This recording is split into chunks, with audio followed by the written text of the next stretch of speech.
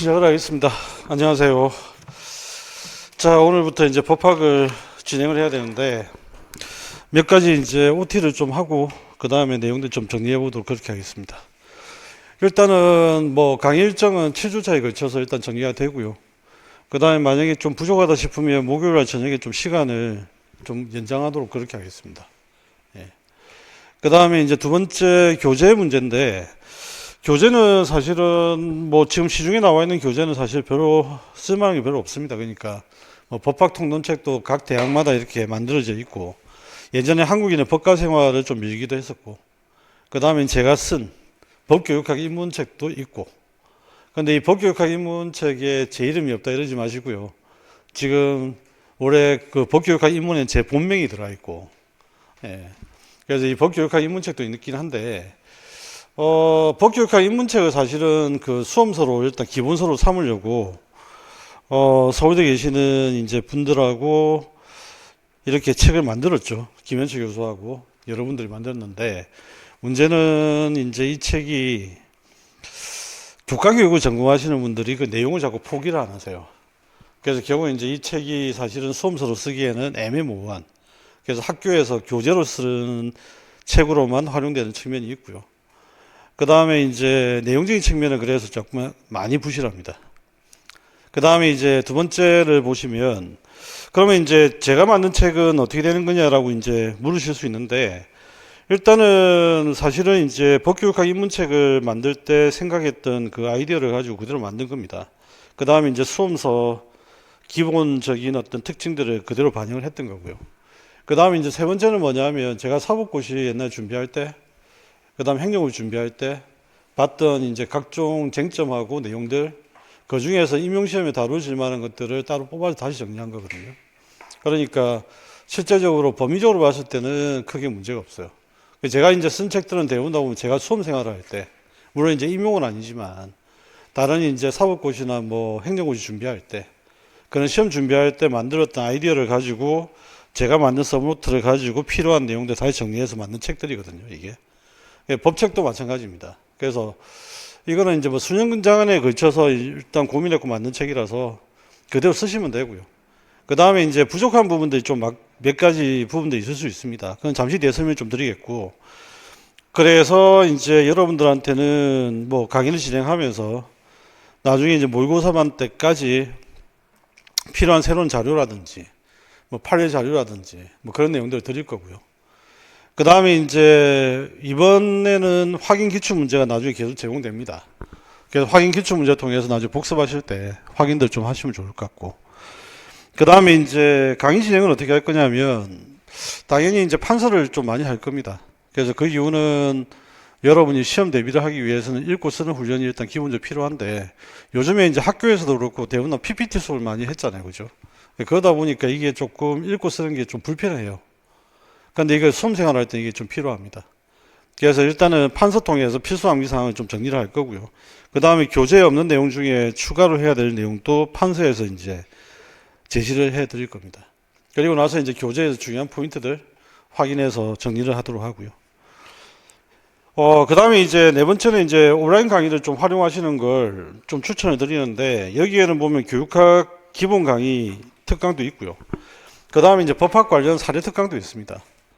그래서 이거는 전부 다 종합반 신청하신 분들은 무료로 거의 지금 제공되고 있는 상태이기 때문에 여러분들 필요한 강의를 좀 들으시면 되고, 교육학 강의 같은 경우에는 제가 이제 추천하는 게 뭐냐면, 처음부터 다 들으라는 이야기를 하는 게 아니고, 여러분이 이해가 안 되시는 부분들은 주제별로 한번 골라서 들으면 아마 이해 안 되는 부분이 좀 더 쉬울 수 있습니다. 그래서 그 부분도 감안해서 하시고요. 내일 어차피 또 교육학 특강이 진행되니까 그때 또 말씀을 드리도록 하고요. 그 다음에 이제 학습 포인트를 좀 말씀을 드리면, 출제 경향이 좀 많이 바뀌었습니다. 출제 경향이 바뀐 이유가 좀 몇 가지 있는데, 바뀐 이유는 제가 보기에 제일 큰 이유는 딴 게 아니고 4대 합격 성적 때문이에요. 사범대.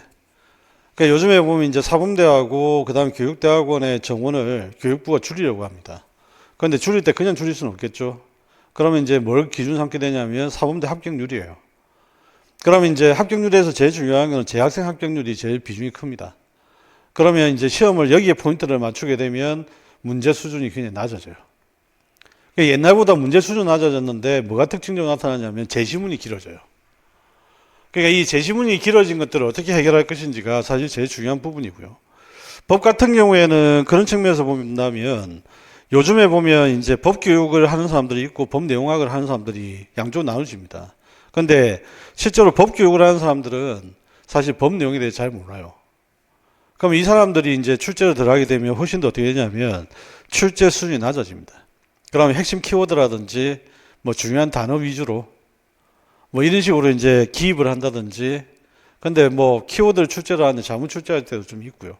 그래서 그런 것들이 좀 있다라고 하는 걸 감안을 해서 우리가 시험 대비를 좀 해야 되고 그 다음에 이제 좀 특이한 건 뭐냐면 법 교육을 하는 사람들이 딴 과목은 잘 모르는데 비교적 헌법을 좀 공부를 열심히 하는 사람 좀 많습니다. 그러다 보니까 이제 헌법과 관련돼서는 조금 범위 밖에 있는 문제들이 출제가 될 때가 있거든요. 그래서 그런 것들은 나중에 이제 다시 한번 말씀드리겠고, 그래서 제가 이제 지난번 작년 강의 때 제가 뭐라고 말씀드리냐면, 공무원에서 출제가 되는 문제들 형태하고 임용에 출제가 되는 형태들이 좀 다르다. 그런데 최근에는 이게 비슷해지고 있다. 뭘 중심으로 비슷해지냐면 키워드 중심으로 비슷해지고 있다는 거예요. 그러니까 이제 이 키워드가 공무원 시험에 중요했던 키워드들 자체가 임용에서도 지금 의미를 가지게끔 돼 있거든요. 구조가. 그래서 우리가 이제 그 키워드를 좀 정리를 해야 되는데 지금 머릿속에는 좀 아이디어가 여러 가지 있습니다. 그래서 나중에 이제 5, 6월달, 7, 8월달 아니면 모의고사반 때 그 법과 관련된 용어 키워드를 하나 만들어 가지고 아니면 뭐 원칙대로 헌법재판소 용어 원칙대로 아니면 우리나라 대법원 용어 원칙대로 뭐 이런 식으로 이제 키워드들을 좀 한번 정리 좀 해볼까 지금 그런 생각 중이거든요. 그래서 그런 것까지도 우리가 지금 신경을 써야 되는 아주 지저분한 상황이 있다. 그런데 내용은 그렇게 어렵지는 않습니다. 그러니까 여러분들이 내용에 대해서 너무 어렵게 느끼기보다는 시험에 합격을 일단 해야 되니까 일단 합격을 하기 위해서는 전체적인 그림을 잘 그리셔야 되고요. 전체적인 그림을 많이 그리시려면 지엽적으로 암기를 자꾸 하시는 것보다는 많이 읽어보셔야 됩니다. 그래서 일단은 이번에도 마찬가지로 법학 교재에 나와 있는 내용들을 여러 번 읽을 수 있는 만큼 최대한 많이 읽으시고요. 그 다음에 암기해야 될 내용은 판사한 내용 중심으로 철저히 좀 암기를 해주시고 그렇게 하시면 조금은 나중에 5월달, 6월달, 7, 8월달 준비하실 때 좀 더 편해집니다. 그런데 지금 책을 많이 못 읽어 놓으시면 나중에 뒤에 가서 읽을 시간이 없어요. 그러니까 지금은 최대한 많이 읽는 게 중요합니다. 암기하는 것보다. 그리고 용어를 입에 익히는 게 더 중요하다는 걸 좀 기억하시고요. 자, 출제 영향을 잠시 한번 봅시다. 출제 영향을 보시면 여기 법의 기초 파트가 24년도까지 출제되다가 25년도, 26년도 끝났습니다. 제가 이제 이때 강의할 때 뭐라고 말씀드리냐면 출제 들어간 사람이 바뀐 것 같다는 이야기를 25년도에 합니다. 왜 하냐 하게 되면 이게 지금 현재 법의 기초 파트에서 3년 연속으로 나왔다는 이야기는 출제를 계속 들어가셨던 분이 비슷한 사람이 들어갔다는 이야기예요. 그럼 이쪽에서 이제 출제 범위가 정해졌단 말이죠. 그러면 이제 여기에서 그 다음에는 어떻게 했냐면 지금 교육관리평가원에서 제가 보기에는 교수들한테 자율적으로 출제 범위를 정해주는 게 아니고요. 교육평가원에서 출제 범위를 어느 정도 지정을 해주는 듯한 느낌으로 변했다는 게 제 생각입니다. 그게 이제 그동안의 문제 출제라든지 모의고사 대비를 해보면 그런 느낌이 들고요. 그래서 지금 현재 보면 법의 기초 파트에서 끝나고 나서 이제 그러면 그 다음에 이제 어디로 이제 출제형이 많이 넘어왔느냐. 이래 보시면 새로운 파트로 지금 관심을 가졌던 게 기본권 강론이에요. 헌법재판소는 사실은 매년 출제가 된다고 생각하시고 준비를 하셔야 됩니다. 헌법에서. 아까 말씀드렸던 대로 법교육하는 사람들이 헌법학에 대해서는 조금 공부를 좀 한 편이다. 그래도. 그래서 기본권 강론 파트가 됐는데 기본권 강론 파트의 24년, 25년, 26년도 문제가 공교롭게도 전부 다 사회적 기본권과 관련된 내용입니다. 거의 다. 이게 좀 약간 특이하죠. 근데 이게 특이한 게 아니라 사실은 맥락이 좀 있습니다. 맨 밑에 보면 뭐가 보이시냐면 사회법이 보이실 겁니다. 사회법에 보면 노동법이 보이는데 노동법이 사실은 그동안 거의 끊이지 않고 계속 출제가 됐잖아요. 그죠? 그러면 노동법이 속해 있는 곳이 사회법이고 사회법의 영역에 대표적인 근거가 되는 게 사회적 기본권입니다. 그러니까 요 지금 두 개가 이제 맞물려서 같이 출제가 되고 번갈아서 왔다 갔다 하고 있다 이렇게 이해를 하시면 제일 좋을 것 같아요. 그 다음에 이제 행정법은 보시면 아시겠지만 거의 안 나옵니다. 그 다음에 통치구조 같은 경우에는 헌법의 통치구조론 같은 경우에는 지금 최근에 나왔던 게 한 세 문항이 출제가 됐는데 대부분 다 보면 이쪽은 정치학하고 맞물려 돌아갑니다. 정부 형태하고. 그러니까 우리가 정치학에서 공부했던 내용들하고 그 다음에 헌법에서 통치구조 관련된 내용들을 같이 체크를 하시면 돼요. 그 다음에 행정법은 보시는 대로 거의 나온 게 없죠. 한 문제 나왔습니다. 기본 원리. 근데 이 기본 원리가 사실은 법률 유보라서 사실은 행정법과 행정법 모르셔도 상관이 없던 문제예요. 네. 그 다음에 이제 형사법의 문제인데 형사법 같은 경우에는 여러분 임용 수준에서 출제할 수 있는 범위는 다 출제했습니다. 그래서 제가 작년에 이제 마지막으로 이야기했던 게 뭐냐면 형사법은 출제할 수 있는 게 마지막으로 다 출제했기 때문에 이제부터는 조문을 봐야 된다. 예를 들면 정당방위의 조문을 보는데 정당방위에 상당한 작년에 나왔던 게 뭐냐 기입형으로 상당한 방위 행위라는 표현이 있거든요. 그걸 가로쳤어요. 웃으시는데 진짜 그렇게 한다니까 웃을 일이 아니라 저도 제가 보면서 황당해요.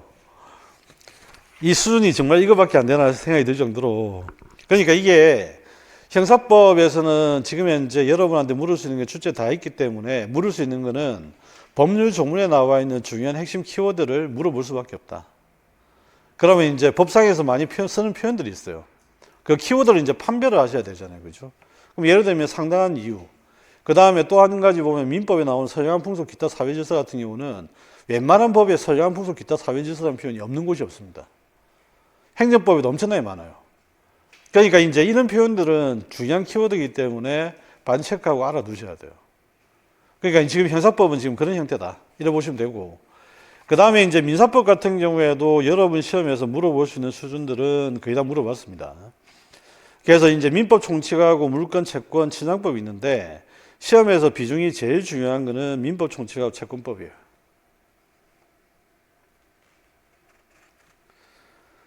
그 다음에 이제 사회법에서는 당연히 노동법이 되겠죠. 그래서 지금 현재 만약에 시험 전에 딱 보고 가야 되는 파트를 정한다고 한다면 노동법, 그 다음에 민법에서는 민법 총칙과 채권법, 형사법에서는 범죄의 성립과 관련되는 부분, 핵심 키워드나 용어들, 그 다음에 헌법 같은 경우에는 통치구조론하고 헌법재판론. 헌법재판론 같은 경우는 어차피 기본권론하고 같이 움직일 수밖에 없습니다. 그러니까 만약에 이제 헌법재판 문제가 낸다면 거의 기본권하고 같이 출제를 한다고 보시면 돼요. 왜냐하면 헌법재판의 핵심적 내용이 기본권 구제잖아요. 그죠? 예, 그러니까 기본적으로 이제 그 내용들 같이 움직인다는 거. 그걸 기억을 하시고. 법의 기초 같은 경우에는 주기상으로 볼 때는 올해 다시 한 문제가 나올 때가 됐습니다. 그런데 건드릴 만한 게 별로 없어요. 지금 현재는. 그래서 출제가 안 된 거는 아까 이제 포인트가 하나밖에 없는데 그거는 진행하면서 말씀드리도 그렇게 하겠습니다. 자, 오늘 우리가 해야 될 내용은 법의 기초 파트인데 한번 법의 기초 파트를 잠시 볼까요? 어떤 내용들이 있는지 확인하고 판서하면서 정리를 다시 하도록 하겠습니다. 자, 교재 페이지로 일단 가셔가지고 그 다음에 이제 교재도 잠시 한번 설명 좀 드릴 텐데 7페이지부터 이제 우리가 진행되겠죠. 그런데 여기에 보면 이제 8, 9페이지에 보면 한눈에 살펴보기라 해서 일반적으로 제가 미리 전반적인 내용들을 요약을 해 놓은 게 있습니다. 그 다음에 핵심적인 주제들을 정리해 놓은 게 있고요. 그래서 여러분들은 이걸 그냥 가볍게 많이 읽어보시고 나중에 공부가 정리되시면 여러분 스스로가 이런 식으로 형태를 정리하실 수 있으면 제일 좋습니다. 예. 그래서 이거는 여러분들이 참고를 하셔가지고 서브노트를 만드실 때 활용을 하시라. 그 다음에 전체를 개관할 때 필요하다는 걸 좀 말씀드리고요. 그 다음에 이제 두 번째는 뭐냐면 여기 보면 사회규범으로서 법과 법치주의 돼 있는데 법이란 무엇인가가 돼 있고 그 다음에 작은 번호 1번 돼 있고 그 다음에 2번 돼 있습니다. 그죠? 근데 제가 이걸 제목을 만들 때 제일 많이 신경 쓰는 게 사실 제목이에요. 일단 제목은 전부 다 그 다음에 연결되도록 만들려고 애를 썼고요. 두 번째는 뭐냐면 제목 자체가 시험 문제의 정답이 되는 경우가 있습니다. 그 다음에 핵심 요지가 되기도 하고요. 그러니까 만약에 책이 잘 처음이라 잘 안 읽히시는 분들은 제목만 쭉 따라가서 읽어도 상당 부분 얻는 게 있을 겁니다. 그러니까 많이 읽으실 때 제목을 먼저 읽고 제목이 뭔지를 확인하신 다음에 그 다음에 이제 여기에서 필요한 내용이 뭐고 어떤 내용이 있을까 이걸 한번 생각해 보는 거. 이렇게 하시면 좀 책을 읽기가 훨씬 더 편해지세요. 그래서 책을 제가 쓴 사람의 취지를 좀 생각을 하셔가지고 제목을 좀 잘 보셨으면 좋겠다. 자, 그러면 이제 첫 번째 사회규범으로서 법과 법치주의인데 여기에서는 뭐 시험 문제가 거의 나올 게 없습니다. 일단은 그 다음 페이지로 가셔가지고 15페이지 2번이죠. 법은 강제력을 지닌 사회규범이다 되어 있는데 법학 통론책이 사실 좀 가지고 있는 큰 문제점 중에 하나는 사실은 뭐가 전제되어 있는지를 잘 말하지 않는다는 겁니다. 근데 여기 지금 나와 있는 걸 보시면 아시겠지만 법은 강제력을 지닌 사회규범이다. 옆에다 적으실 거는 강제력을 본질로 하는 것은 실정법이다. 강제력을 본질로 하는 것은 실정법이다. 물론 도덕이라든지 관습이라든지 이것도 강제력이 있습니다. 그런데 더 센 강제력을 가지고 있는 건 실정법이죠. 자, 그 다음에 이제 넘어가서 법의 기능 및 역할 그 다음에 쭉 넘어갑니다. 시험에서 나오는 것만 좀 말씀을 드리려고 하니까. 그 다음에 이제 법 철학에서 사실 제일 중요한 문제는 법과 도덕의 관계 문제가 사실 제일 중요합니다. 17페이지 나와 있는 거죠. 그래서 17페이지 법과 도덕의 관계 문제인데 일단은 여러분들이 정리를 하셔야 되는 거는 18페이지 나와 있는 이 그림, 표. 이걸 정리해서 좀 알아두셔야 되겠고요. 법 철학하는 사람들은 되게 이걸 신경을 많이 씁니다. 그래서 확인을 좀 해두실 필요가 있고 그 다음에 이제 법과 도덕을 같이 이론론을 주장하면서 우리가 정치학 시간에 공부했던 그 사람 이름을 물어보는 문제가 출제가 됩니다. 누구였죠? 자연법 사상가. 아퀴나스죠. 예. 토마스 아퀴나스 이름을 적으라는 게 시험 문제 출제가 된 적이 있습니다. 그러니까 여기서 지금 나왔던 사람은 두 사람이 있는데 첫 번째는 누구냐면 칸트. 동그라미 2번에 있는 사람. 그 다음에 이제 두 번째는 뭐냐면 자연법 사상가로 출제가 됐던 게 토마스 아퀴나스입니다. 그래서 그건 뒤에서 다시 한번 보고요. 그 다음에 이제 법과 도덕의 관계 문제를 일단 정리를 잘 하시면 일단 이 부분은 됩니다. 그 다음에 21페이지에 사회규범 중에 하나가 또 관습입니다. 그죠? 근데 관습과 관습법은 다릅니다. 그러니까 관습은 사회규범에 속하는 거고 관습법은 법 영역에 들어오는 겁니다. 그러니까 일단 이걸 알아두시고요. 시험 문제 물어봤던 건 뭐냐면 요거죠. 관습법의 정의를 쓰라. 그래서 관습법의 정의에서 여러분들 두 가지 기억을 하셔야 돼요. 일정한 시간, 오랫동안이라고 하는 시간이 필요하고요. 그 다음에 관행이라고 하는 실체가 있어야 되고요. 그 다음에 반복이라고 하는 키워드가 들어야 됩니다. 그 다음에 이제 네 번째가 뭐냐면 다수가 인식하는 겁니다. 그래서 요 네 가지를 가지고 문장을 구성하시면 된다. 관행, 반복, 그 다음에 오랫동안 되어 있는데 상당 기간이라는 표현을 쓰셔도 됩니다.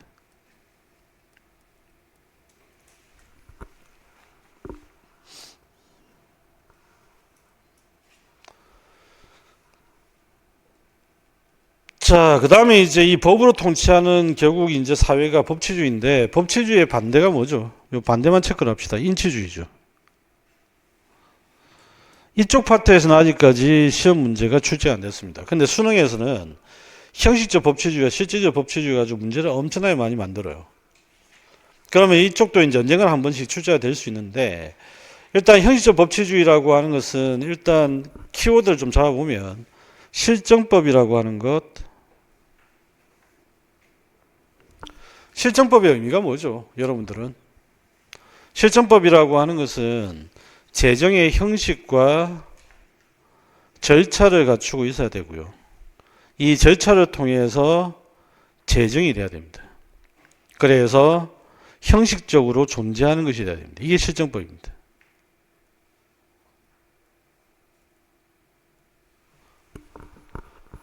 그러면 이제 예를 들어서 이런 거죠. 밥을 많이 먹으면 배부르다. 자연법칙이잖아요. 그런 건 실정법도 존재 안 합니다. 사람들이 누구나 아는 것이기 때문에. 이걸 우리가 자연법이라는 거예요. 자연법이 어려운 게 아니라 자연법은 자연 법칙 같은 거라서 굳이 형식적으로 존재할 필요가 없어요. 그러니까 통치 합법성이죠. 실질적 법치주의라고 하는 것은 이거는 이제 기본적으로 방금 이야기했던 형식을 전제로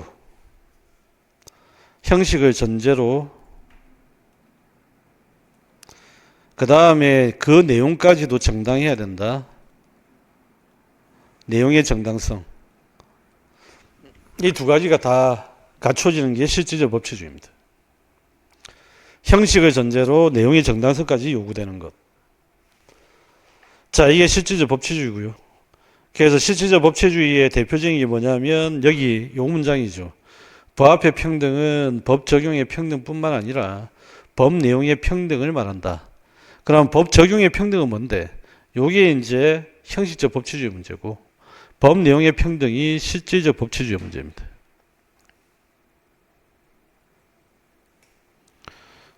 법 적용 형식적 의미.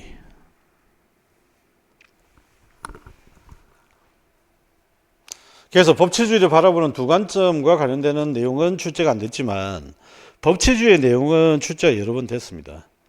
그래서 일단은 실질적 법치주의에서 여러분들이 기억을 하셔야 되는 게 헌법재판제도가 실질적 법치주의를 실현하는 대표적인 제도입니다. 요거는 무조건 기억을 하셔야 됩니다.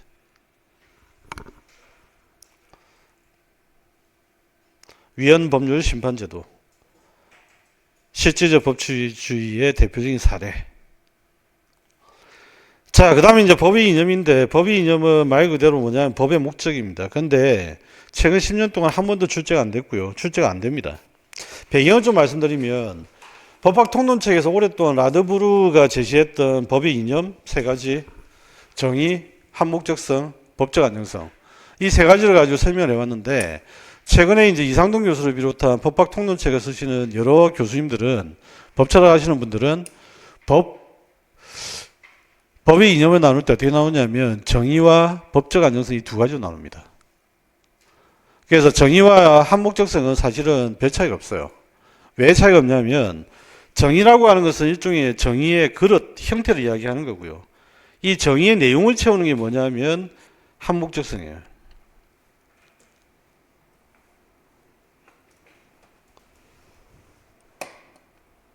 그렇죠. 제가 여러분들한테 정의가 무엇인지라고 한번 개념 정의를 해보라고 이야기를 하면 여러분들의 개념 정의가 쉽지가 않습니다.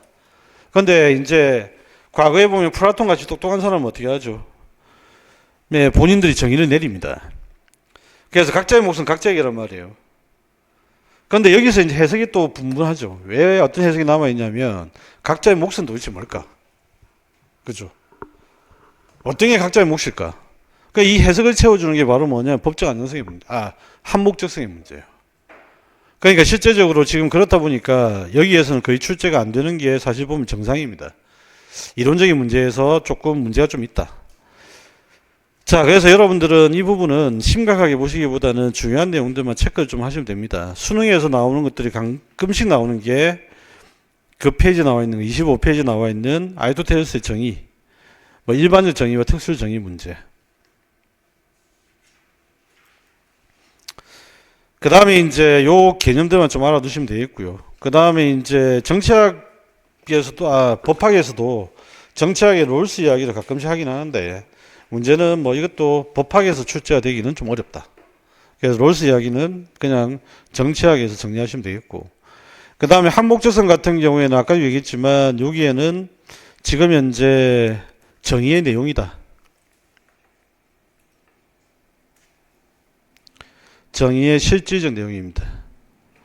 그러면 예를 들어서 자유주의 관점의 정의와 공화주의 관점의 정의는 다를 수밖에 없죠.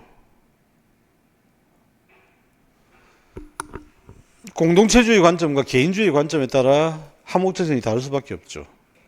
그러니까 이런 것들이 이제 한목적성이 가지고 있는 단점이에요.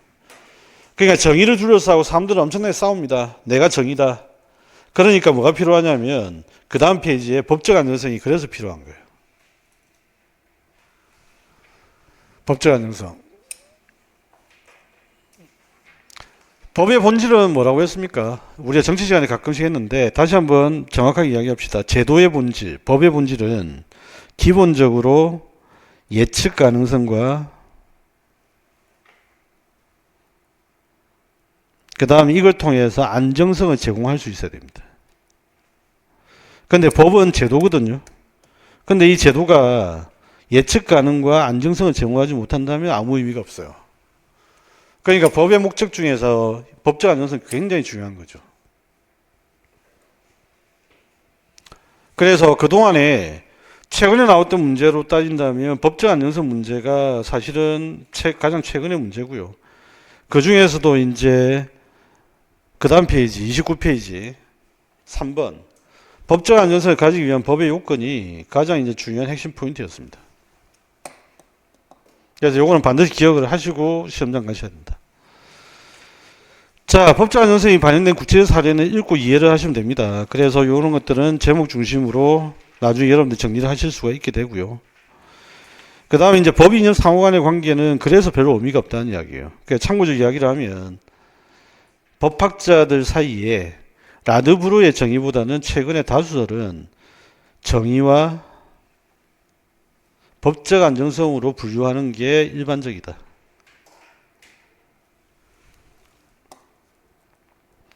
그러면 정의를 실현하고 법적 안정성을 실현하는 것, 요 균형을 맞춰야 되는데 이 균형을 맞추는 거의 대표적인 사례가 바로 뭐냐면 맨 밑에 헌법 제37조 2항입니다. 여러분 시험에서 헌법 제37조 2항은 대단히 중요합니다. 그러니까 여러분들 30조 2항을 무조건 기억을 하시고 시험장 가셔야 됩니다.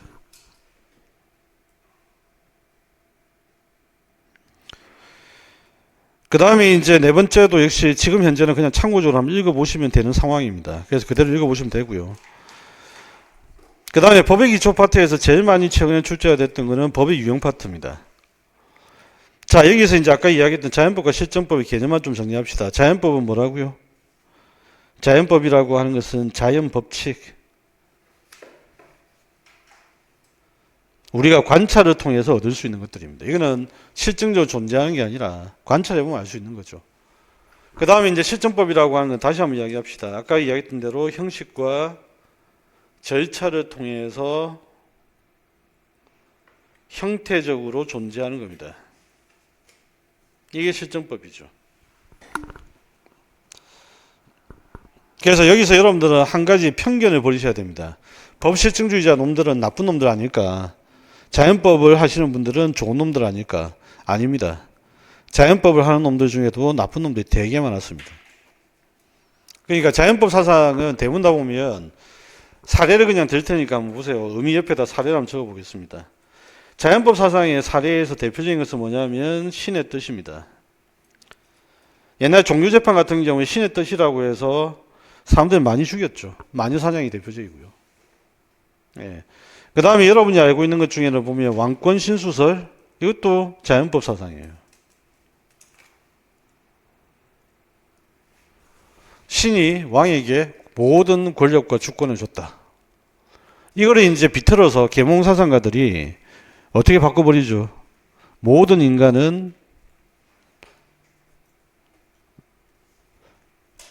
주권을 가지고 있다. 천부인권설을 주장하게 되는 거예요.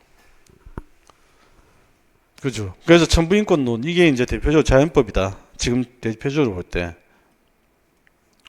그러면 천부인권의 의미가 뭘까요? 인권이 국가보다 사회보다 우선한다는 이야기예요.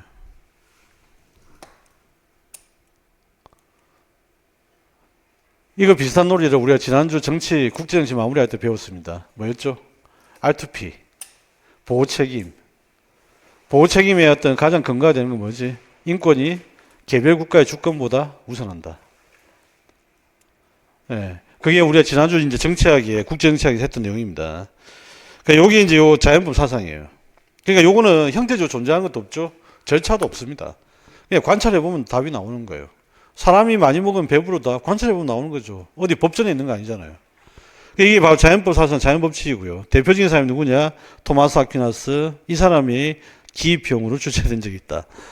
좀 황당하지만 어쨌든 그랬습니다.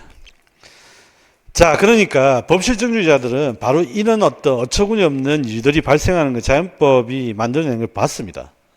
그러니까 이제 이런 걸 명확하게 하지 못하고 국가가 명확하게 법의 이름으로 하는 것이 중요하다고 생각했던 게 바로 법실증주의자들이에요. 근데 그걸 악용한 사람이 히틀러였던 거죠. 그러니까 이거는 오해하시면 안 됩니다. 그래서 보통 보면 이제 초기에 공부를 잘못하신 분들이 한스 켈제는 굉장히 나쁜 놈 아닐까? 아닙니다. 그러니까 대표적인 법실증주의자거든요. 그 다음에 히틀러에 부역했던 사람이에요. 그런데 문제는 히틀러가 이걸 악용했던 것, 그래서 법의 이름으로 모든 것을 정당화시키는 이런 일들이 발생했다. 그러면 이제 이런 거죠. 법이 완전한 건 아니네. 그러면 법을 견제할 수 있는 뭔가가 필요하잖아요. 그래서 나온 제도가 뭐지? 헌법재판제도입니다. 예. 그러니까 법의 이름으로 법을 무시하는 것, 인권을 침해하는 것, 이걸 볼 수가 없다. 그래서 헌법재판제도를 사람들은 만들게 된다. 그 이야기입니다. 자, 이 정도 자연법과 실정법에서는 중요한 내용은 이 정도 되고요. 그 다음에 이제 쭉 넘어와서 36페이지. 실정법 중심의 법체계입니다. 이 실정법 중심의 법체계에서는 시험 문제가 뭐가 출제되냐면 일단은 사회법 출제됐습니다. 체크하시고요. 맥락이 좀 이상하죠. 사회법, 사회적 기본권, 그 다음에 근로기준법. 그러니까 지금 현재 이 사회권 쪽에서는 한 번도 출제가 안 되고 넘어간 적이 없다고 보시면 돼요. 그런데 그 모든 연결고리는 사회법, 헌법에 나와 있는 사회적 기본권, 그 다음에 근로기준법을 포함한 노동법. 이것도 다 연결고리라는 걸 기억을 하셔야 됩니다. 그 다음에 이제 법의 효력 범위와 관계에 대해서 일반법과 특별법이 출제됐습니다. 법의 규율하는 내용과 관계돼서도 출제됐습니다.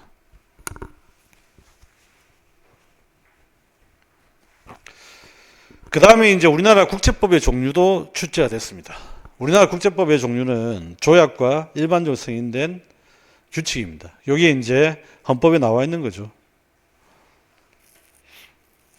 자, 그래서 여러분들이 보셔야 되는 건 바로 이 종류를 보시는데 일단은 보실 때는 요 기준, 효력 범위, 규율하는 내용, 규율하는 생활 관계. 그래서 요 기준을 일단 알아두셔야 되고 이 기준에 따라 어떻게 법이 나누어지는지를 체크를 하셔야 됩니다. 자, 그러면 이제 출제가 안 된 게 뭐예요? 성문법, 불문법만 출제가 안 됐습니다.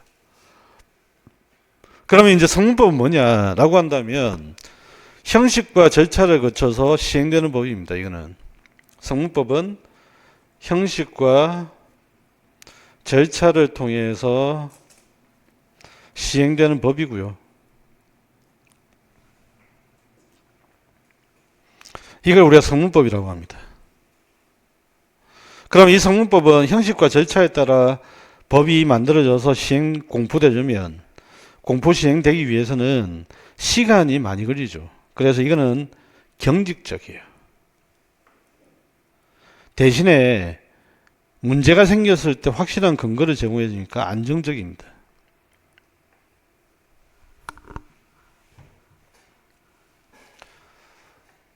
그래서 이쪽은 제가 정리해 드리는 것만 인식을 하시고 나머지는 그냥 읽어 보시면 됩니다. 나머지는 크게 중요한 포인트가 아니기 때문에. 그 다음에 이제 성문법의 유형이 나와 있는데 이거는 예전에 이제 질문들을 많이 하셨는데 지금은 질문들을 거의 잘 안 하십니다. 왜냐하면 이제 정리가 좀 됐거든요. 왜 이제 문제가 되냐면 일단은 최고의 상위법은 뭐죠? 헌법입니다. 하위법은 뭐죠? 법률입니다. 그 다음에 이제 쭉 나와서 나오는데 문제는 뭐냐면 이 규칙이라고 하는 요것 때문에 여러분들이 예전에 많은 수험생들과 중고등학생들이 헷갈렸습니다. 법률 밑에 이제 명령규칙이 있고 명령규칙 뭐 조례가 있고 또 규칙이 있고 도대체 이게 뭐냐 그 이야기인데 명령과 시행규칙 요거는 시험 문제 출제가 됐고요. 요거는 나중에 뒤에서도 계속 나옵니다. 법도 마찬가지로 한 부분에서 그대로 우리가 배우고 끝나는 게 아니라 뒤쪽에 가면 또 계속 연결해서 다 보셔야 돼요. 연결고리들이 있습니다. 이걸 우리가 뭐라고 부르냐면 행정입법이라고 부릅니다. 행정입법.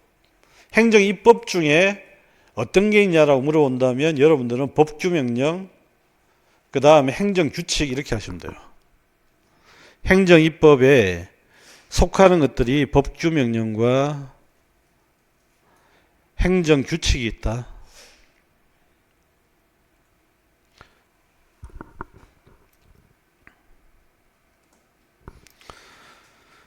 자, 그래서 여기 준법률에 해당되는 게 조약도 일반적 승인된 법, 국제법규 얘들을 준법률이라고 부릅니다. 그 다음에 이제 그 밑에 보면 자치법규하고 조약 규칙, 하위 개념들이 쭉 따라 나오게 되죠. 그래서 요 하위 개념들, 그래서 이쪽에서 나타나는 원칙이 두 가지가 있는데 하나는 뭐냐, 상위법 우선의 원칙이고요. 하나는 포괄위임 입법 금지 원칙입니다. 포괄위임 입법 금지 원칙은 기본적으로 상위법이 모든 걸 규정할 수 없으니까 하위법을 만들어요. 그죠? 그러면 상위법이 하위법에다가 뭐라는 거죠? 이런 구체적인 내용들을 좀 만들어줘 라고 위임을 합니다. 근데 위임을 하는데 이건 논리적으로 그냥 이해하시면 끝나는 거예요. 상위법이 하위법이 위임을 하는데 네가 전부 다 해. 이러면 이건 뭐죠? 위임의 의미가 없는 겁니다. 그러니까 위임을 할 때는 반드시 어떻게 해야 한다고? 제한을 해야 돼요. 구체적으로. 그러니까 여기서 뭐라고 되어 있죠? 포괄적으로 위임하는 건 안 돼. 네가 전부 다 해. 이건 안 된다는 이야기예요. 그래서 위임을 하되 구체적으로 위임을 해야 된다. 여기에 포괄 위임 입법 금지 원칙입니다. 그래서 구체적인 내용은 행정부가 알아서 만들어줘. 그럼 대부분 위헌이에요. 그럼 포괄 위임 입법 금지의 원칙에서 벗어납니다. 이것도 대단히 중요한 원칙이니까 앞으로 시험 문제 나올 가능성이 있습니다. 잘 알아두시고요. 헌법재판소에서 많이 나오는 표현입니다. 그러면 이제 포괄위임 입법 금지 원칙은 행정입법 같은 걸 다루는데 행정입법을 주로 근거로 기본권 침해를 다루는 헌법재판소의 권한이 바로 뭐냐면 권리구제형 헌법소원심판이에요. 그러니까 권리구제형 헌법소원심판할 때 포괄위임 입법 금지의 원칙 대단히 자주 나옵니다.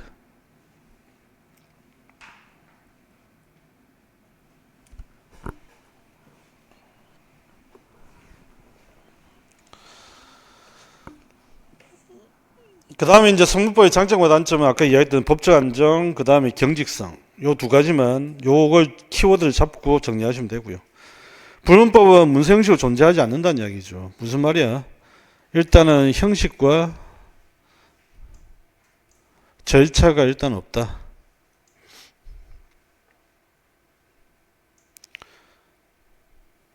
그래서 존재 형태 자체가 정확하지 않다. 그 말이고요. 자, 근데 여기 조율을 해야 되겠습니다. 관습법 판례 여기 나오는데 여기 지금 불문법인데 불문법하고 자연법을 헷갈리시면 안 돼요. 불문법하고 자연법은 동일한 개념이 아닙니다. 이건 또 뭐죠? 실정적으로 존재하는 겁니다. 그러니까 얘들은 불문법은 일단 여러분들 어떻게 정리하셔야 되냐면 자연법이 아니라 얘들은 실정법이다. 개념적으로 이게 헷갈리시면 안 된다.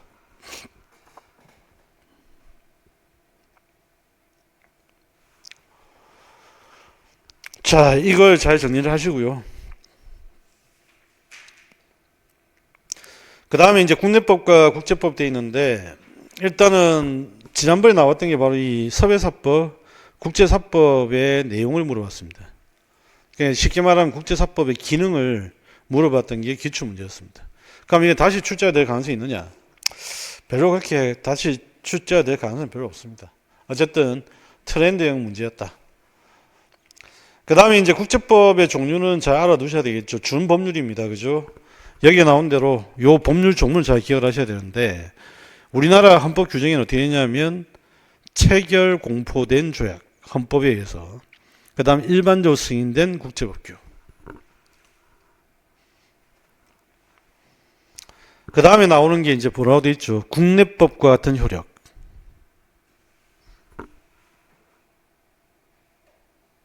이걸 좀 잘 기억해 주시면 좋을 것 같고 그 다음에 이제 공법사회법, 사법사회법인데 법이 규율한 생활관계 문제입니다. 근데 공법은 어떤 원리가 지배를 하느냐를 잘 이해를 하시면 됩니다. 여기는 뭐가 지배를 하죠?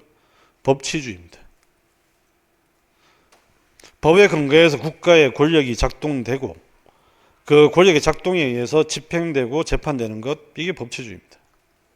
공법 영역은 주로 다 그렇게 되는 거죠. 자, 그래서 여러분들은 맨 밑에 41페이지 하단에 있는 법치주의 지배 요걸 잘 이해를 하셔야 되고요. 그 다음에 사법 같은 경우 민법에는 사적 자치가 우선입니다.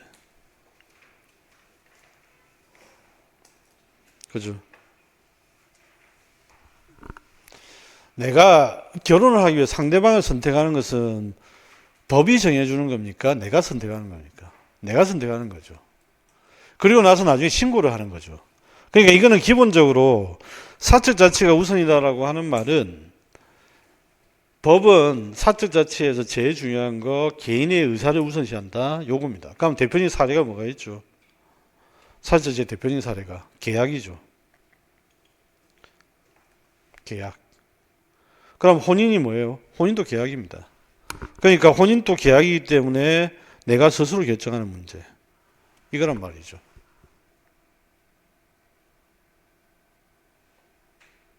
그러면 사법은 강제성이 있어요, 없어요? 강제성이 없습니다. 사법은 기본적으로 보충성을 가집니다. 개인적으로 자발적으로 해결해 주지 못할 때 개입을 하는 겁니다.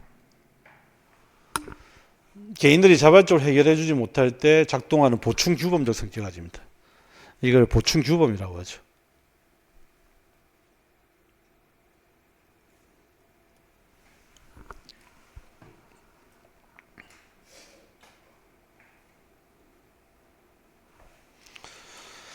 자, 이걸 일단 여러분이 잘 이해를 하시면 되고요. 그런데 이제 사회법은 바로 이런 중간, 예를 들면 이런 거죠. 사적 영역입니다. 그럼 사적 자치가 돼야 되잖아요. 그런데 여기에 누가 개입하죠? 국가가 사적 영역에 뭘로 개입을 하지? 법치주의로 개입을 한다는 이야기입니다. 생활관계 아예 다른데. 그러니까 사적 자치에 법치가 개입해서 들어가는 것, 이게 사회법이에요. 사용자와 근로자는 알아서 그냥 계약을 맺고 자기들끼리 월급 주고 일하면 되는데, 근데 거기에 국가가 들어간단 말이죠. 이게 근로기준법이에요. 그 다음에 이제 실체법과 절차법은 법이 규율한 내용입니다. 실체법은 법률 관계, 권리 변동을 설명하는 거고요. 그러니까 요거는 이제 법률 관계를 규율하는 데 있는데, 법률 관계의 변동은 다른 말로 한다면 권리, 의무의 변동을 뜻하는 겁니다. 그럼 권리 의무의 변동과 관련된 내용들은 전부 다 실체법이에요. 그런데 이 법률관계를 침해했을 때 구체적으로 어떻게 구제를 할 것이냐. 그래서 법률관계 변동의 실현, 법률관계 변동의 실현, 이것에 기여하는 것이 절차법입니다. 자, 나는 채권 채무관계가 있다. 채권자입니다. 돈이 많죠? 돈을 내가 받아야 되겠죠. 근데 돈을 안 갚습니다. 그러면 내가 돈을 받아야만 내 채권이 실현되는 거잖아요. 이걸 누가 도와주죠? 민사소송법이 도와주는 겁니다. 예. 자, 이것이 바로 문제고요. 그 다음에 형사소송법도 마찬가지예요. 어떤 법률관계 실현해 주는 거냐면, 지금 이제 저놈이 보니까 나쁜 놈이야. 그럼 저놈을 처벌해야 돼. 그럼 처벌해야 되면 국가 형벌권이 실현돼야 됩니다. 그럼 국가 형벌권의 실현을 도와주는 법이 뭐죠? 형사소송법인 거예요. 실체법과 차이가 바로 거기 있습니다. 범죄 성립 요건은 뭐죠? 실체법이에요. 범죄 성립 요건은. 예. 자, 이걸 이제 시험에서 물어봤다. 어렵지 않죠? 그 다음 일반법과 특별법은 법의 효력 범위라고 했습니다. 그래서 요거는 미치는 대상인데, 이거는 모든 사람과 그 다음 특별한 사람, 모든 장소와 특별한 장소. 그래서 이런 식으로 법의 효력 범위를 구분하는 것이 일반법과 특별법입니다. 됐죠? 그래서 여러분들 이걸 알아두시고, 그 다음에 이제 특별법 우선의 원칙이라고 하는 게 등장하죠. 요거는 수능에서 단골입니다. 우리 시험은 아직도 한 번도 출제를 안 했습니다. 제가 볼 때 안 한 이유는 이제 노량진 모의고사 때 이걸 계속 출제를 해서 그런 것 같기도 해요. 예. 자, 그 다음에 이제 법의 효력. 법의 효력이라고 하는 것은 이렇게 만들어진 법들이 어디에 영향력을 누구에게, 그 법의 효력은 이렇게 이해를 하시면 됩니다. 법의 효력은 첫 번째, 언제, 어디에, 누구에게 영향을 끼치는가.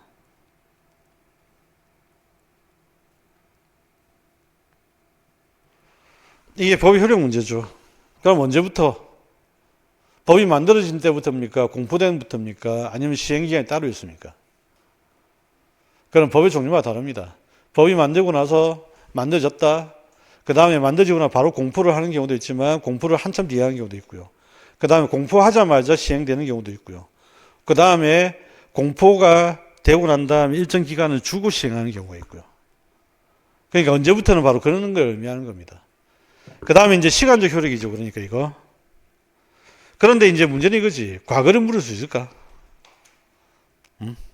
과거를 물을 수 있을까? 우리가 사람과 사람 사이의 관계에서 과거에 네가 어떻게 했고 네가 어떤 이런 잘못을 했고 과거를 자꾸 물으면 좋겠습니까? 싫겠습니까? 싫겠죠. 그게 바로 뭐냐면 불소급의 원칙입니다. 과거를 묻지 말라는 이야기예요.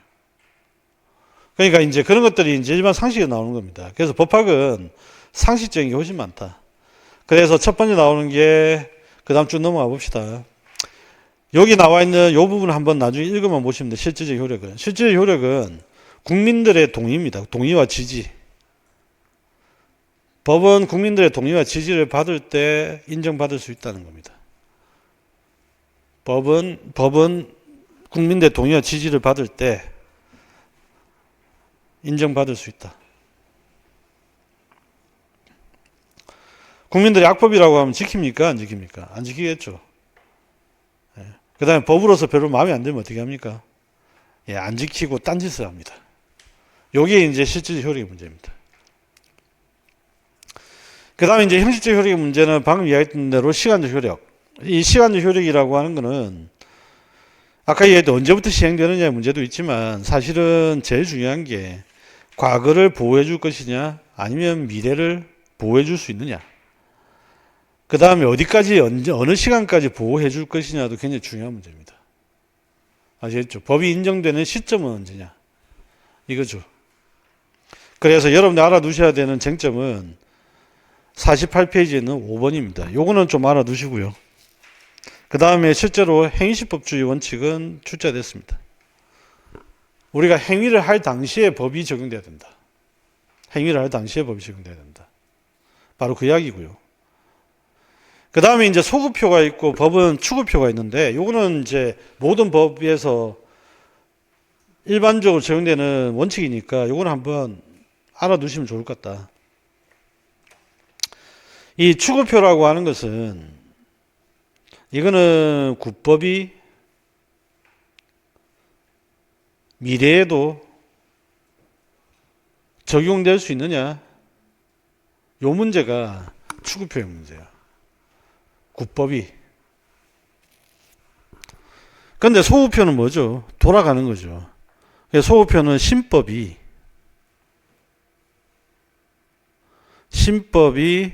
과거에도 적용될 수 있느냐. 신법이 과거에도 적용될 수 있느냐. 자, 이 두 개 다 어쨌든 법적으로 쟁점이 되는 부분이니까 이 용어도 좀 알아두시면 좋을 것 같고요. 그 다음에 이제 장소적 효력은 실제로 시험 문제 한 번도 안 나왔습니다. 그러니까 더더군다나 알아두셔야 됩니다. 어쩔 수 없이. 왜냐하면 속지주의하고 그 다음에 속인주의, 그 다음에 보호주의 원칙입니다. 어디에, 누구에게.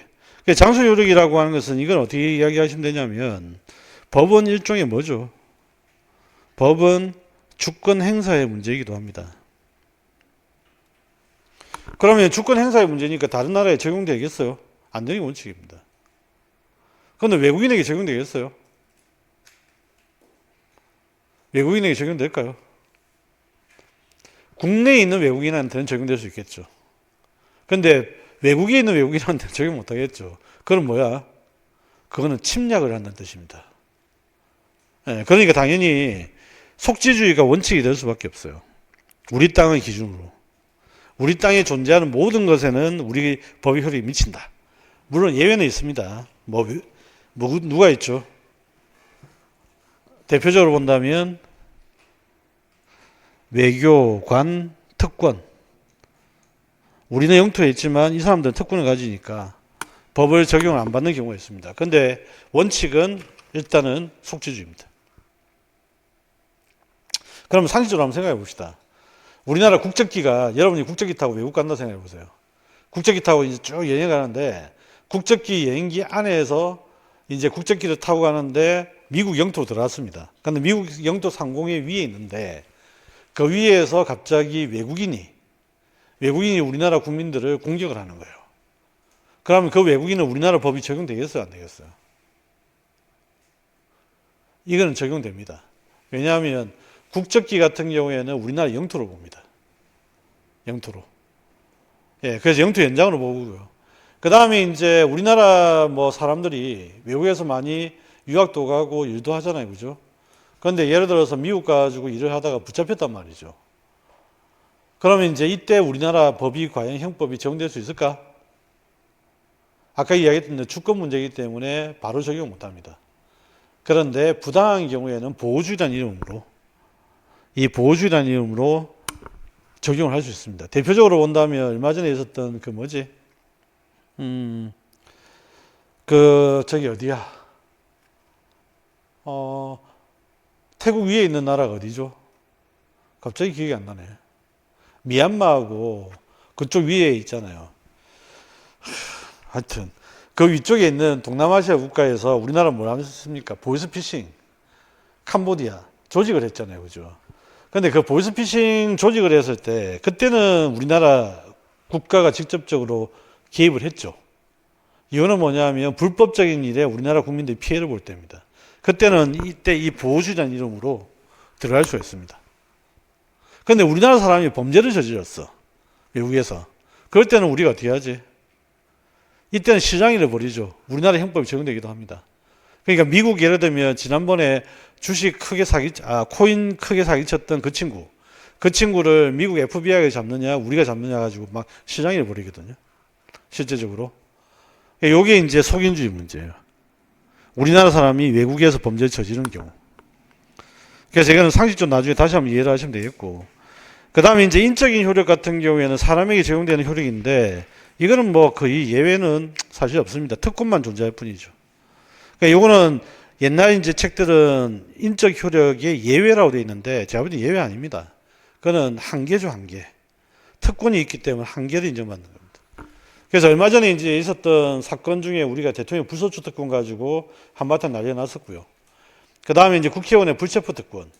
이거는 옛날에 굉장히 많이 문제가 됐던 주제 중에 하나입니다. 그러니까 이것도 역시 불소추 특권은 다시 이제 관심사를 얻었으니까 관심 있게 좀 보실 필요가 있고, 국회의원의 불체포 특권은 요즘에는 요거는 별로 시들하게 관심이 없어요.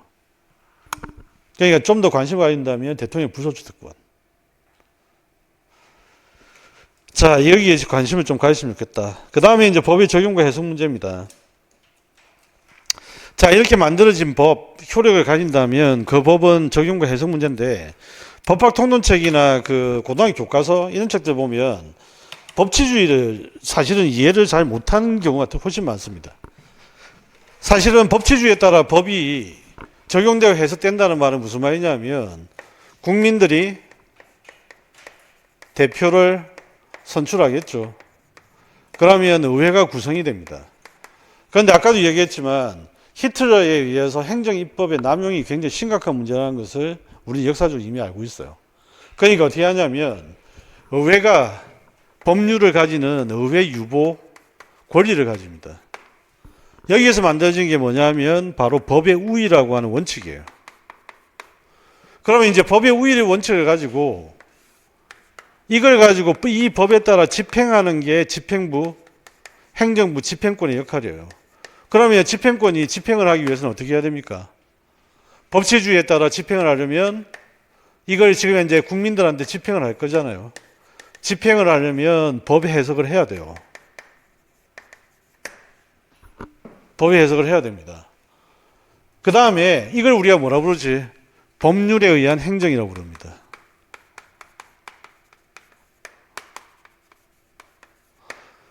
그 다음에 이제 두 번째는 뭐냐면 이 법을 가지고 뭘 하죠? 재판을 합니다. 이 재판을 하는 권한을 가지고 있는 곳이 바로 사법권이라 부르고 이걸 법원이 하는 거죠.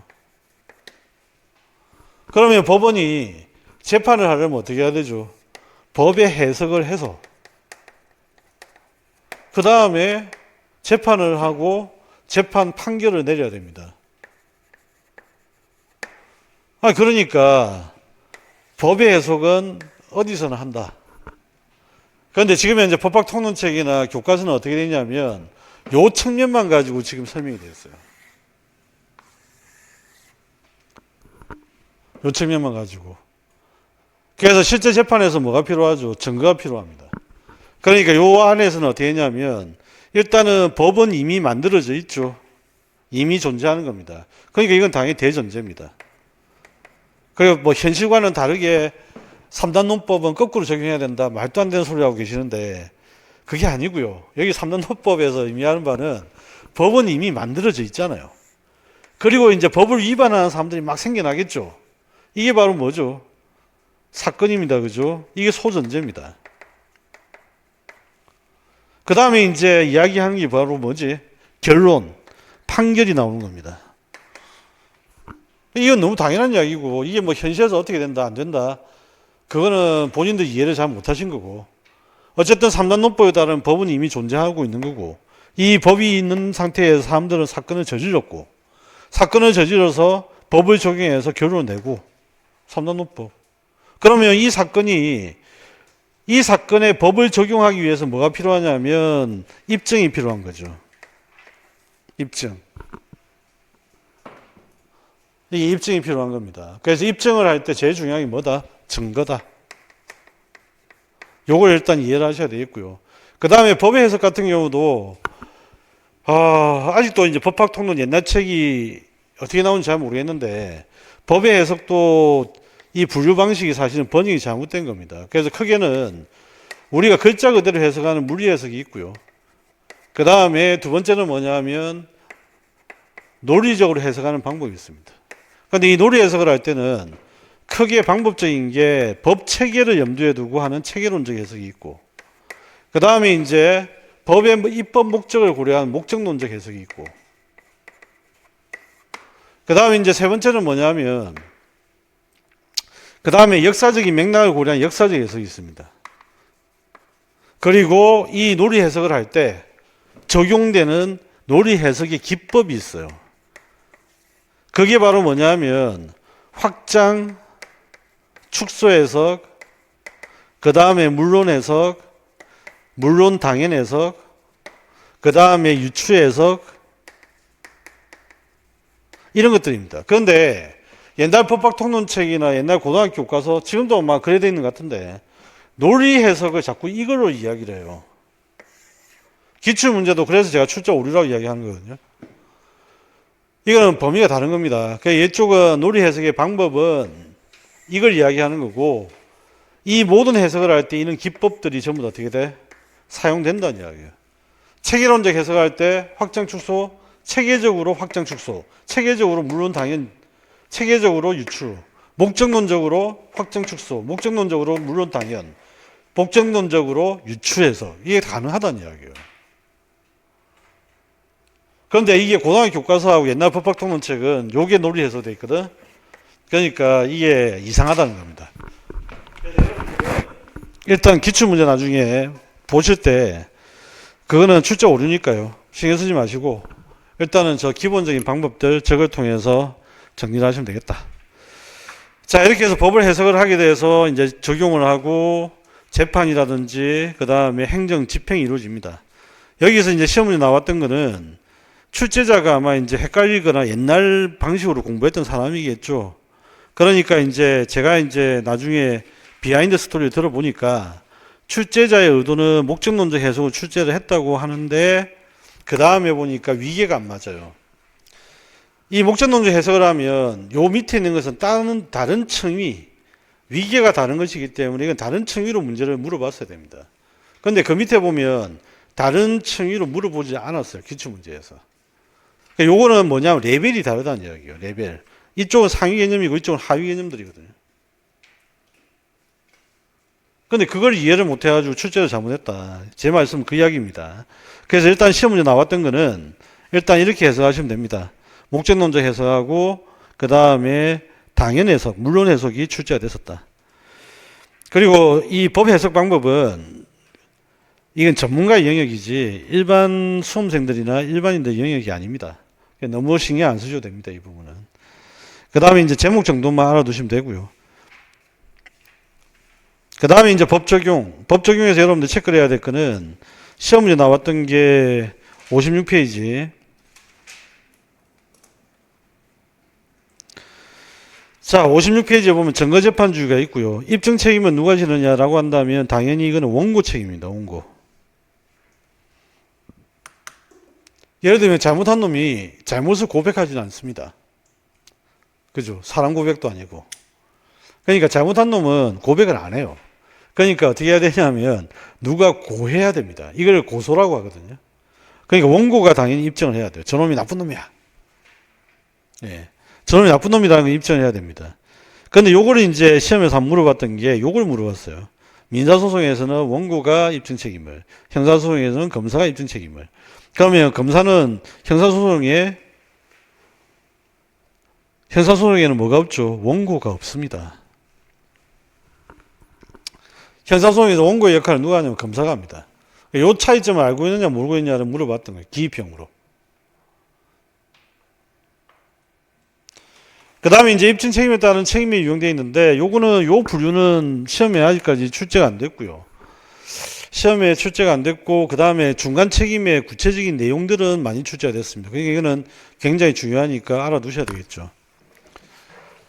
나중에 이제 여러분들이 공부를 하시면 뒤쪽에 연결되는 부분들을 바로바로 머릿속에 그림이 그려져야 됩니다. 그래서 작년에 이제 제가 하면서 여러분이 학습하기 전에 미리 뒷부분을 확인했는데 페이지 494페이지입니다. 이거는 꼭 확인하시고 특수불법행위 책임이라고 하는 게 있어요. 이게 중간 책임의 사례들입니다.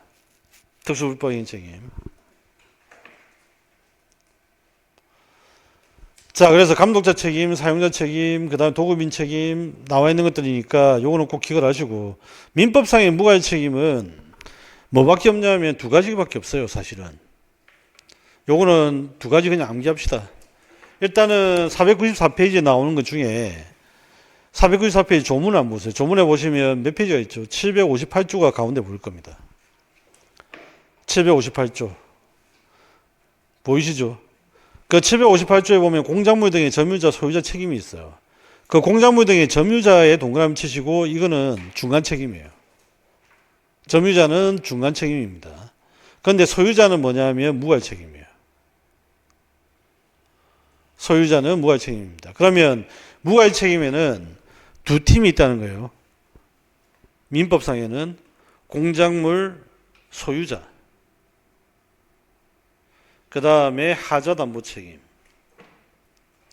그런데 민법이 아닌 특별법에 또 알아두셔야 되는 무과실 책임이 하나 있습니다. 그게 뭐냐면 바로 제조물 책임입니다.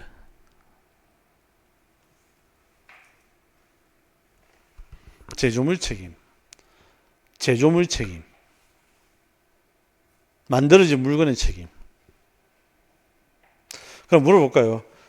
배추는 제조물입니까? 아닙니까? 배추는 제조물이 아니죠. 농산물입니다. 그러니까 농산물은 식물은 키워서 수확한다고 하지 제조한다는 이야기는 아닙니다. 제조물은 공장에서 만들어진 거 말이에요. 그러면 그런 통조림을 본 적은 없는데 배추 통조림은 어떻게 돼? 그건 제조물이지. 이해되시나요? 자, 그 다음에 반드시 알아둬야 되는 법적인 용어 바로 추정과 간주입니다. 이유는 뭐냐면 확실한 증거가 없을 때 개연성을 가지고 판단하는 겁니다. 개연성. 개연성의 뜻이 뭐죠? 보통 보면 사회과학 쪽에서는 확률성이라는 표현을 많이 쓰기도 하고 그 다음에 개연성이라는 표현을 많이 쓰기도 하는데 법학자들은 대부분 다 개연성이라는 표현을 씁니다. 이 개연성은 확률성을 뜻하는 거예요. 어떤 사람이 A라는 사람이 B라는 사람을 살인했다. 그런데 본 사람이 없습니다. 그러면 A가 B를 살인했다라는 증거는 아무도 모릅니다. 그죠? 그러면 재판의 결과는 사실 뭐예요? A가 B를 죽였다는 개연성이, 필연성이 아니고 개연성이 굉장히 높기 때문에 처벌하는 거예요.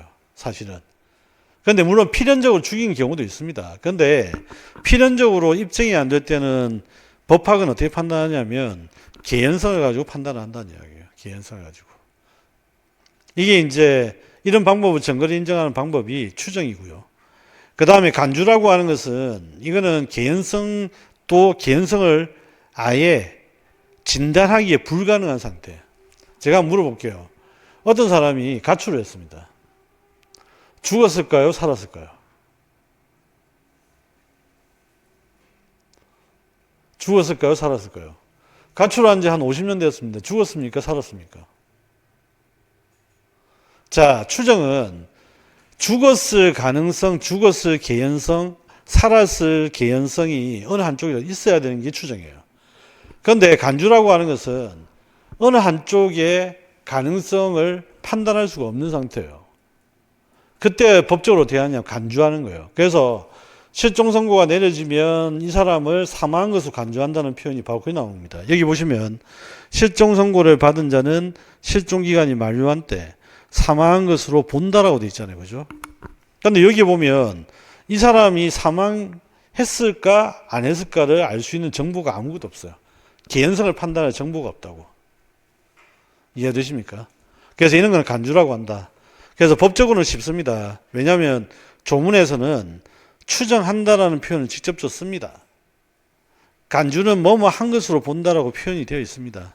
그러니까 조문을 봤을 때는 우리가 아무런 어려움이 없어요. 그 다음에 이제 수능에서는 봅시다. 수능에서는 이 법적인 원칙이 시험을 잘 나온다고 했죠. 뭐 상위법 우선의 원칙인데 요거는 이렇게 이해를 하시면 됩니다. 위계가 존재하는 상태와 위계가 존재하지 않는 상태. 그럼 무슨 말이냐? 그대로 합시다. 위계가 존재하는 상태에서는 위계가 높고 낮음이 정해져 있잖아요. 이거는 바로 상위법 우선의 원칙입니다.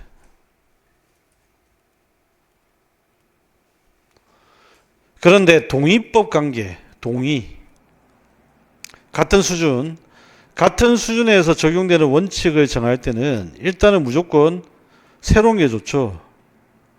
그래서 신법 우선을 적용하는 게 일단 우선입니다. 그런데 신법을 적용할 때 얘를 제약하는 게 두 가지였습니다. 신법이라고 해서 마구 적용하시는 게 아니고요. 만약에 일반법과 특별법의 관계 문제 같으면 특별법 우선의 원칙이 우선합니다. 또 신법을 적용하라고 하는데 특별법은 아니네. 됐어. 그러면 이제 특별법 우선의 원칙은 제한을 받지 않는다. 끝. 그런데 마지막으로 봐야 될 게 뭐가 있냐면 과거를 물어보는 건 아닐까. 이게 바로 이제 소급표, 불소급의 원칙이죠. 그래서 과거를 물어보면 또 제한을 받습니다. 신법 적용이. 그래서 신법 적용을 제한하는 거죠. 근데 이때 적용할 때 제한하는 건 전부 다 동의법 관계에서만 적용하는 겁니다. 이건 너무 당연한 건데, 논리적으로.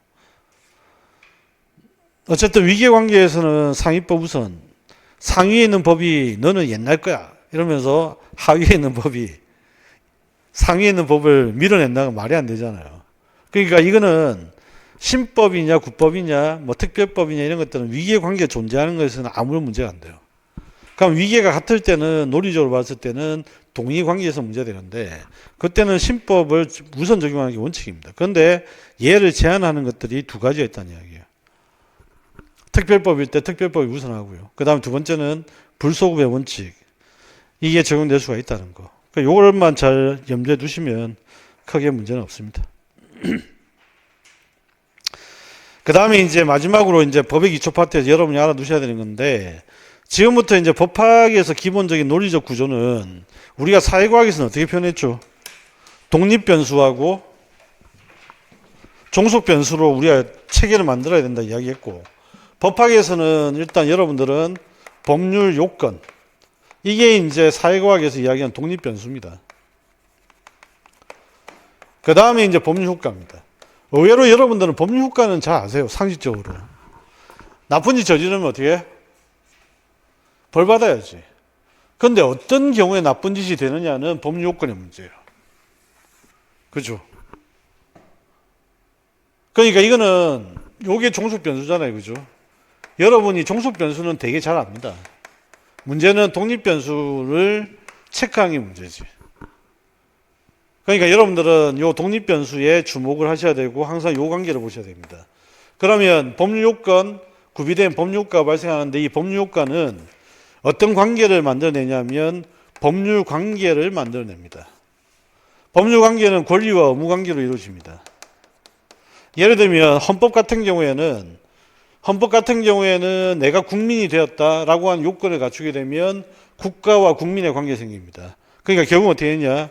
통치권이라고 하는 것, 통치권 위임과 그 다음에 기본권 보호 의무 관계, 이 헌법의 법률 관계가. 헌법이 무엇이냐라고 간단히 이야기를 하자면 헌법은 기본권과 통치권의 관계를 규율하는 법이에요. 형법은 어떻게 되죠? 형법은 국가의 형벌권이라고 하는 권한과 그 다음에 이제 의무가 존재하지. 범죄자가 책임을 져야 되는 책임 의무. 이걸 내용으로 하는 법이 형법입니다. 그래서 우리가 형법상 법률관계, 헌법상 법률관계, 이 관계의 개념을 잘 이해를 하셔야 되겠고요. 여기에서 이제 제일 중요한 거는 민법이죠. 민법. 민법에서 보통 일반적으로 이야기하는 권리 의무 관계. 계약을 통해서 요건이 갖춰지면 권리와 의무 관계가 발생합니다. 그 앞으로 이제 여러분들은 법 체계에서 이런 기본적인 체계로 구성되어 있는 개별 법들을 학습을 하신다. 이래 보시면 되고요. 그래서 법률 관계는 바로 그런 의미다. 그래서 요거는 나중에 기본적으로 개별 파트에 가서 다시 한번 짚고 정리하는 걸로 그런 방식으로 처리하도록 하겠습니다. 자, 법의 기초 파트에서 중요한 부분은 이 정도가 되겠고요. 잠시 쉬었다가 이제 판소하면서 내용 정리해 보도록 합시다.